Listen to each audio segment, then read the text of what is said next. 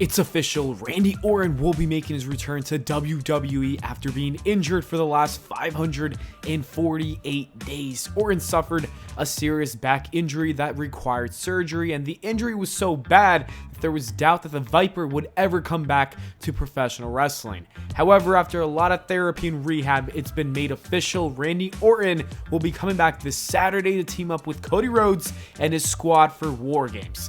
This is the best news we could have ever gotten. The WWE hasn't been the same without Randy Orton. He's my GOAT, and so this is huge news. I cannot wait. But this does beg the question, is CM Punk going to return?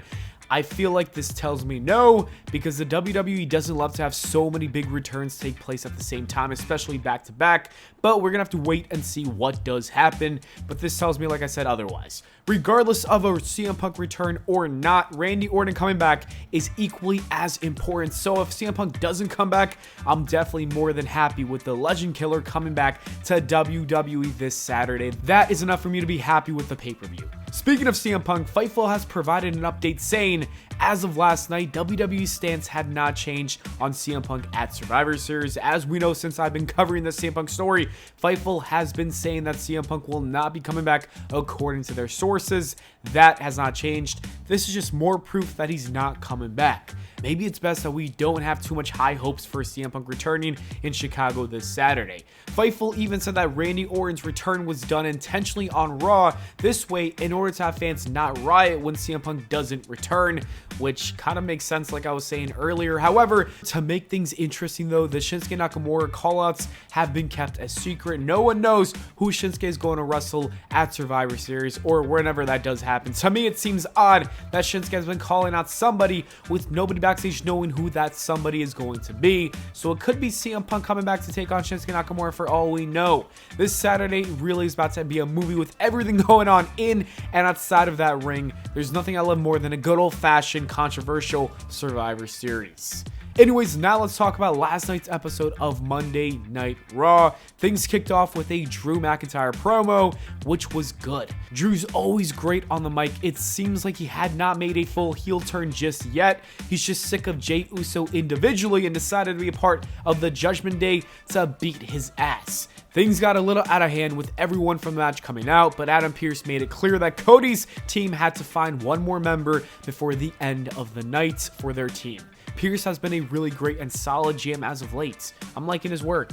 After that, Nia Jax had a decent match with Raquel Rodriguez. The ending of the match was pretty good. After nearly powerbombing Nia Jax, Raquel's back gave out, costing her the match. It was logical while setting up a future moment, so I liked it. Good stuff by both ladies.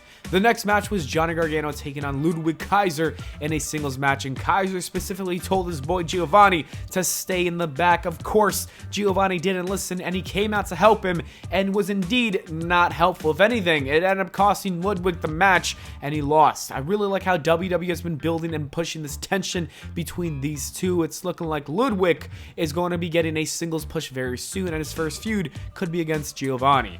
I think it should be a great run. He's got all the tools to be a successful player in the mid-card division. I could see him rocking the US or IC title. Becky Lynch and Xia Li put on a really good match. Becky came up with the win. After the match, we saw a big brawl that broke out with these two women teams for War Games. This was fun. It wasn't anything too crazy, but it was cool nonetheless.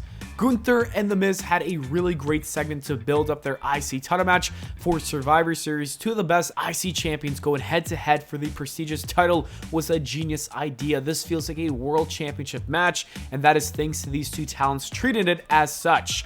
This is going to be a classic match, I can already tell, and I can't wait. After that, we had Shinsuke Nakamura taking on Chad Gable, and I already knew who my boy was going to lose. Chad Gable lost the match. It was great. It was a lot of fun, but seeing Chad Gable lose just hurts my soul. I will not be satisfied until he becomes a world champion. Anyways, after that, the main event was Drew McIntyre versus Jey Uso, with the winner having the War Games advantage. This was match of the night for me. Drew McIntyre won the match, giving the Judgment Day the advantage, and after the match, Drew didn't stop. He continued to beat the crap out of Jey Uso. This led to a huge brawl, and then Cody Rhodes announced that the last member of the team is Randy Orton to a thunderous pop. Chicago is ready for the return of Randy Orton. War Games is going to be so good. This Raw was a lot of fun, and I can't wait for Survivor Series. Anyways, thanks for watching, guys, and I'll see you all in the next video.